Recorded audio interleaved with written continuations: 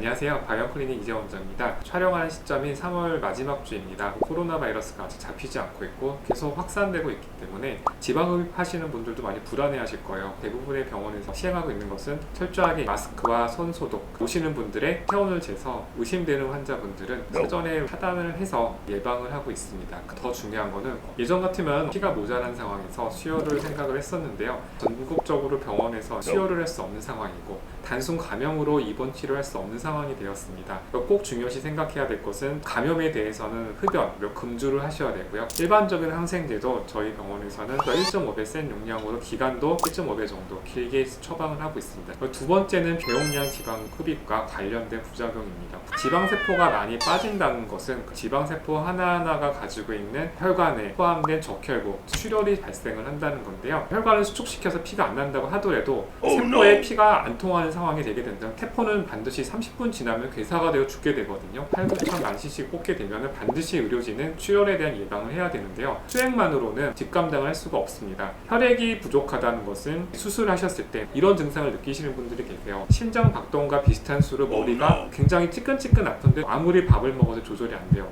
몸에 피가 부족한 상황이 되면 심장은 이걸 보상하기 위해서 심장을 더 세게 자주 뛰게 됩니다. 강하게 뛰는 그 압력이 혈관으로 전해지게 되는데요. 머리같이 두피가 굉장히 얇은 공간에서는 두통을 느끼게 되는데 심장이 세게 뛰면서 내막을 자극하는 통증이기 때문에 진통제는 좋아지지 않습니다. 수액이 공급이 돼야 되고 적혈구를 보상할 수 있는 반응이 일어나야지만 이 반응이 좋아질 수 있어요. 아까 머리가 아픈 거, 기립성 저혈압, 힘이 빠지고 어지럽고 자꾸 졸리고 이런 것은 절대적으로 출혈과 관련된 빈혈에 의한 증상입니다. 빈혈은 여러 가지 증상이 굉장히 광범위하게 나타날 수 있어요. 시간이 지나면 좋아지겠지만 오랫동안 강하게 뛰다 보면 심장에 무리가 가게 되고 계속되는 실신으로 어지러운 상황이 될 수 있습니다. 그래서 반드시 수액 치료가 들어가야 되는데 일반적인 수액을 치료를 한다면 부족해요. 혈관 안에 빠진 볼륨만큼이 채워질 수 있는 특수 혈액, 볼륨 익스펜더라고 하는 볼루벤 같은 수액이 들어가서 400cc가 들어가게 되면 400ml가 그대로 혈관에 남게 되는 거죠. 혈액 한 팩과 동등한 효과를 나타낼 수 있거나 아니면 철분을 공급해줘서 빨리 부족한 헤모글로빈을 만들 수 있는 상황을 만들어줘야 되는 상황이 됩니다. 일반적인 철분제 주사로는 수혈도 여러 가지 부작용을 동반할 수 있어요. 일단은 남의 피가 될 것이고 C형 감염이나 다른